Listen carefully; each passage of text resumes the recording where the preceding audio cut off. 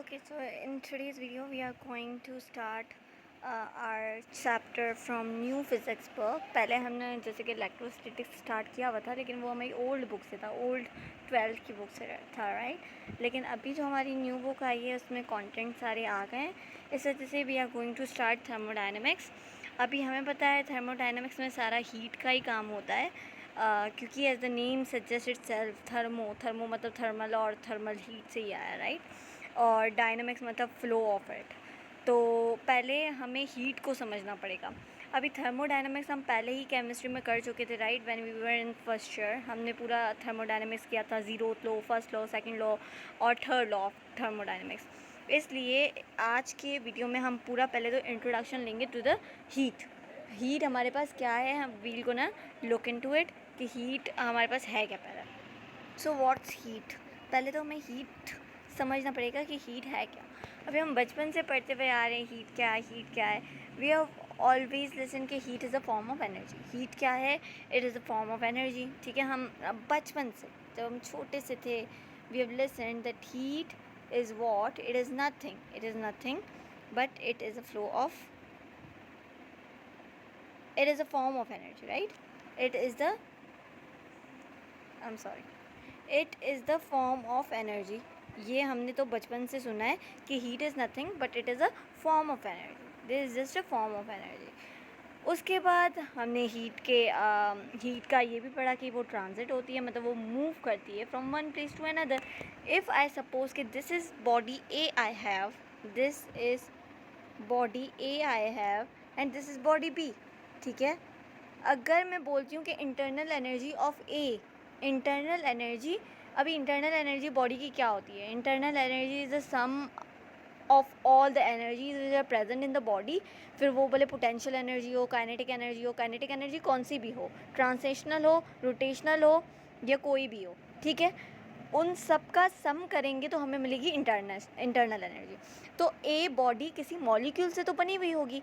अब उन मॉलिक्यूल्स की इंटरनल एनर्जी मतलब उनकी पोटेंशियल एनर्जी, काइनेटिक एनर्जी, वो भले ट्रांसलेशनल हो, रोटेशनल हो, कोई भी हो, उन सबको सम अप करेंगे तो उसकी इंटरनल एनर्जी ए की बॉडी की ज़्यादा है as compare to body B.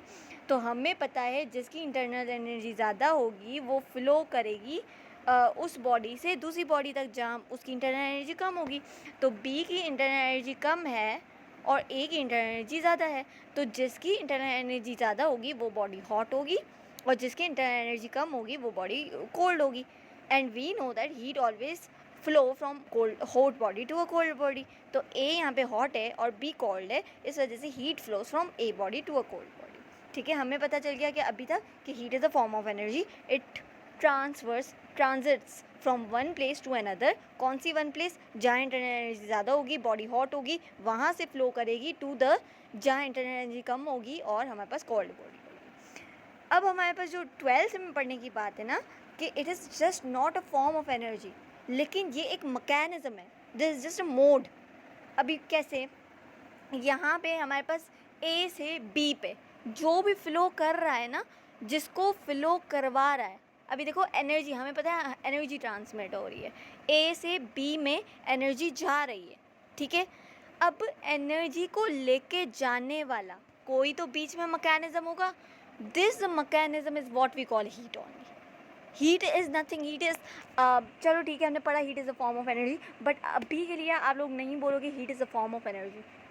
12th के हिसाब से अब हम नहीं बोलेंगे heat is a form of energy, we need to say it is a mode of transfer of heat energy, it is a non mechanical mode. अभी हमारे पास एक और अच्छी टर्म आ जाती है, नॉन मैकेनिकल मोड। क्या मतलब है इस नॉन मैकेनिकल मोड का? What is mean by this non mechanical mode? इस नॉन मैकेनिकल मोड का मतलब ये है, देखो अब हमारे पास मोड दो मतलब टाइप के हैं। ये मोड हमारे पास 2 मोड्स हो सकते हैं, ठीक है। एक तो है हमारे पास हीट है, एक तो हमारे पास हीट ट्रांसफ़र करवा सकती है energy from hot body to a cold body. एक हमारे पास है वर्क। वर्क का भी काम क्या है? वर्क का भी काम यही है कि एनर्जी को ट्रांसमिट करवाना। These both are the modes, ठीक है। लेकिन हीट जो है ना वो नॉन मैकेनिकल है, नॉन मैकेनिकल मोड है। क्या है? Non mechanical mode, non mechanical mode, और वर्क जो है ना वो हमारा मैकेनिकल मोड है, ठीक है। तो अब वर्क और हीट में भी आप लोगों को डिफरेंस समझ आ गया होगा, हैं तो दोनों ही modes, but heat is a non mechanical mode और work is a mechanical mode. दोनों का यूनिट हमारे पास सेम होता है, जूल।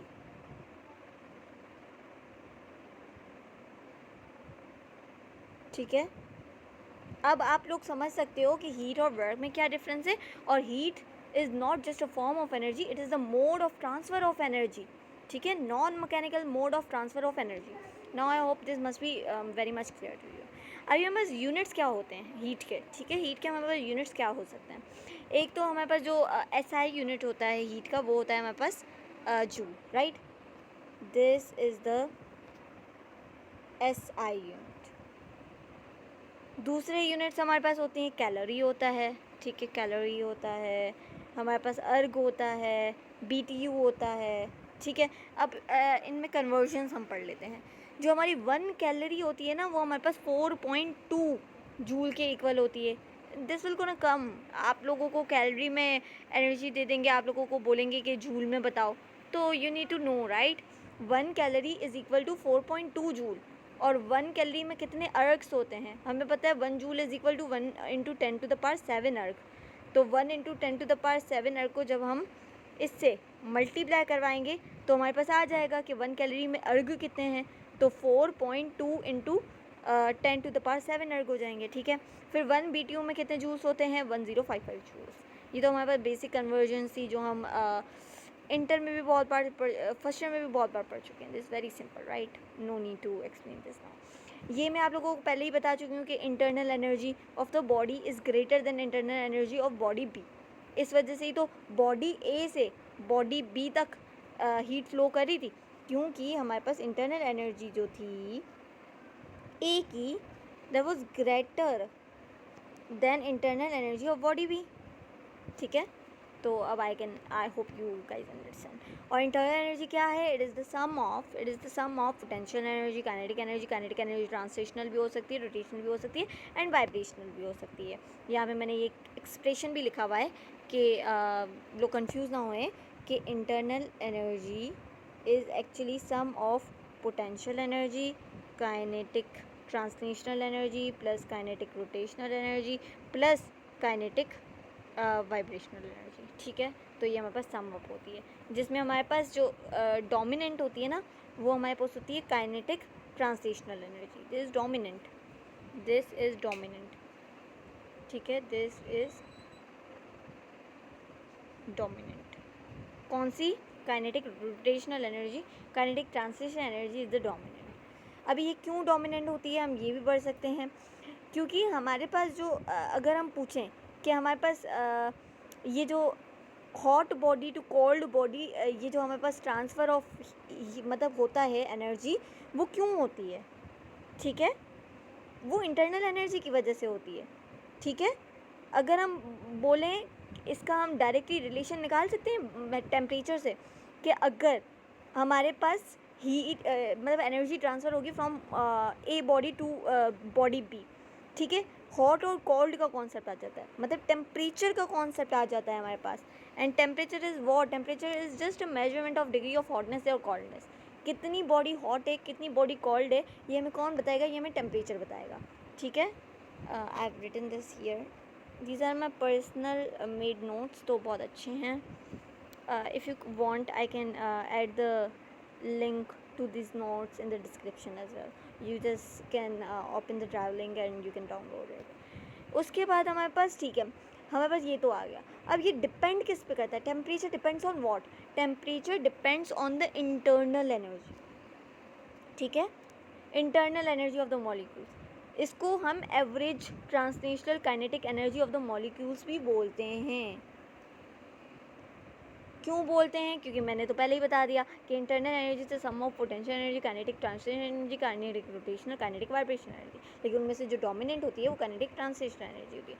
क्यों होती है, क्योंकि जब हमारे पास आप देखते हैं कि टेम्परेचर हाई हो रहा होता है, तो हमारे पास जो एनर्जी होती है ना, वो ट्रांसमिट हो रही होती है, ठीक है, ट्रांसमिट हो रही है, मतलब काइनेटिक एनर्जी हो रही है, मतलब मूव कर रही है, इस वजह से average translational kinetic energy dominant कर जाती है। ठीक है, अब जो डिवाइस हम लोग यूज़ करते हैं to measure the temperature is thermometer.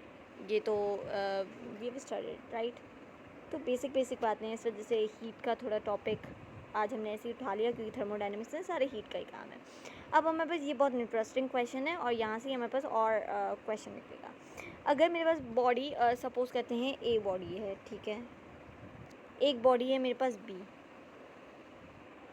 मुझे बताओ बॉडी ए जो है हमारे पास वो है हॉट है, 30 डिग्री सेल्सियस है इसका, और कोल्ड बॉडी है 10 डिग्री सेल्सियस। अच्छा, ये सेल्सियस पहले मैं ये बता लेती हूँ ताकि हमें आसानी हो जाए। हमारे पास टेम्परेचर मेजर करने के 3 यूनिट्स होते हैं, ठीक है। पहले तो मैं स्केल्स की बात कर लेती हूँ, यूनिट्स भी आप बोल दो। और देखो स्केल्स तो हमारे पास बहुत होते हैं, रैंडाइन स्केल, बहुत सारे स्केल्स होंगे और आप अपने भी जनरेट कर सकते हो। लेकिन अभी जो हमारे पास 3 basic very commonly use scales हैं वो है सेल्सियस स्केल, केल्विन स्केल और फ़ारेनहाइट स्केल। ठीक है, जो हमारे पास केल्विन स्केल होता है ना, अगर हम कोई भी टेम्परेचर अगर हम केल्विन स्केल में एक्सप्रेस करते हैं तो उसको हम बोलते हैं एब्सोल्यूट टेम्परेचर, और केल्विन ही हमारे पास is the fundamental unit in the international system. MKS system और इंटरनेशनल सिस्टम में देखें डिफरेंस है। अभी क्या डिफरेंस है MKS सिस्टम में और इंटरनेशनल सिस्टम में? MKS सिस्टम में सिर्फ 3 फंडामेंटल क्वांटिटीज़ होती हैं। क्या होती हैं? मास, टाइम, लेंथ। लेकिन अगर हम फंडामेंटल इंटरनेशनल सिस्टम की बात करें तो उसमें 7 आ जाती हैं, और उन 7 में से थर्मोडायनेमिक टेम्परेचर भी हमारे पास एक होती है जिसका यूनिट होता है केल्विन। तो केल्विन हमारे पास is a fundamental unit in the international system. ये हमारे पास लिखा भी हुआ है, इज़ अ फंडामेंटल क्वांटिटी नहीं है, क्वांटिटी तो हमारे पास थर्मोडायनेमिक टेम्परेचर है। तो यहाँ पे हम लिख सकते हैं unit in the system international. ठीक है, अब हमारे पास ये हम क्वेश्चन कर रहे थे कि इसका है 30 डिग्री सेंटीग्रेड, और कोल्ड बॉडी हमारे पास बी है जिसका 10 डिग्री सेंटीग्रेड है। ठीक है, आप देख सकते हो कि हॉट बॉडी कौन सी होगी, 30 डिग्री होगी, मतलब इसका टेम्परेचर कितना है, ज़्यादा है, इसका टेम्परेचर बॉडी बी का कम है। तो अल्टीमेटली हमें पता है जिसका टेम्परेचर ज़्यादा होगा, जो बॉडी हॉट होगी, उसका इंटरनल एनर्जी भी ज़्यादा होगी, और जिसकी इंटरनल एनर्जी ज़्यादा होगी वहाँ से एनर्जी निकलेगी और दूसरी में ट्रांसफ़र होगी। और जो बीच में जो मोड है जो ट्रांसफ़र करवा रहा है वो क्या है, वो हीट है, non mechanical mode of energy transfer. ठीक है, ये बीच में हीट है। ठीक है, तो अब देखो अंटिल व्हेन, अभी ये क्वेश्चन है, बहुत अच्छा क्वेश्चन है, until when the transfer of heat will gonna last, मतलब कितनी देर तक ये ट्रांसफ़र हीट होती जाएगी, कितनी देर तक ट्रांसफ़र ऑफ हीट होती जाएगी। अब आप लोग बोलेंगे यहाँ पे जब 0 डिग्री हो जाएगा बॉडी ए में तब ये जाके स्टॉप हो जाएगी। नो ऑफ कोर्स नॉट, ऐसा नहीं होता। अभी हम देखते हैं। देखो हमारे पास पहले तो ट्रांसफ़र ऑफ हीट क्यों हो रही है, क्योंकि जब हमारा चेंज इन टेम्परेचर है वो नॉन ज़ीरो होता है, तो हमें पता है हमारे पास ट्रांसफ़र ऑफ हीट होती है, या ट्रांसफ़र ऑफ नेट हीट होती है। नेट हीट फ्लो करती है फ्रॉम हॉट बॉडी, या जिसका इंटरनल एनर्जी ज़्यादा होता है, टू द कोल्ड बॉडी जिसका इंटरनल एनर्जी कम होता है। ये अब चेंज इन टेम्परेचर क्या है, मतलब T2 माइनस T1। T2 हमारे पास ये है, T1 ये है, ये किसको भी T2 बना लो, 30 को बना लेते हैं। ठीक है, तो 30 डिग्री में से अगर मैं माइनस करवाऊँ 10 डिग्री तो मेरे पास क्या बचेगा, मेरे पास बचेगा 20 डिग्री। ठीक है, मतलब मेरे पास अभी जो चेंज इन टेम्परेचर आया है वो 20 डिग्री है, मतलब change in temperature is non zero for now, और नॉन ज़ीरो है तो मतलब हीट तो फ्लो करेगी from hot body to the cold body. ठीक है, अब अगर मेरे पास चेंज इन टेम्परेचर ज़ीरो हो जाता है, चेंज इन टेम्परेचर ज़ीरो हो जाता है, अब वो ज़ीरो कब होगा, तब जब हमारे पास दोनों में सेम हो जाएगी। अगर मैं बोलूँ दोनों में 15 हो जाती है, फॉर सपोज T1 भी 15 हो जाता है डिग्री सेंटीग्रेड, और T2 हमारे पास 15 डिग्री से है। अब मेरे पास T1 इज़ इक्वल टू है T2।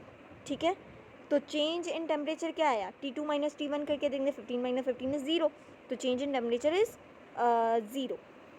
ठीक है, ये हमारे पास है कि change in temperature become zero, मतलब T1 बिकम्स T2 या T1 is equal to T2, तब हमारे पास नेट हीट जो फ्लो करेगी वो ज़ीरो होगी, क्योंकि अब दोनों का टेम्परेचर इक्वल हो गया, और इसको ही हम बोलते हैं थर्मल इक्विलिब्रियम, जो कि हमारा बहुत अच्छा कॉन्सेप्ट है। ठीक है। थर्मल इक्विलिब्रियम कब होगा? जब हमारे पास सिस्टम्स के टेम्परेचर इक्वल हो जाएंगे, जब हमारे पास चेंज इन टेम्परेचर ज़ीरो के इक्वल हो जाएगा, जब हमारे पास टेम्परेचर सिस्टम के इक्वल हो जाएंगे, टेम्परेचर चेंज ज़ीरो के इक्वल हो जाएगा, दोनों का टेम्परेचर सेम हो जाएगा, तब हमारे पास थर्मल इक्विलिब्रियम आ जाएगा, मतलब अब दोनों का सिस्टम का temperature same. So in today's video we have discussed all about heat, or in the next video if I'm gonna have research paper on the topic heat, I'll of course gonna share it with you। क्या मतलब, मैं तो बिल्कुल यहाँ पे paste करके पढ़ाने वाली हूँ वो रिसर्च पेपर में। हम देखेंगे कि कौन सी रिसर्चेस आई हैं न्यू हीट के ऊपर। ठीक है, तो this was all for today.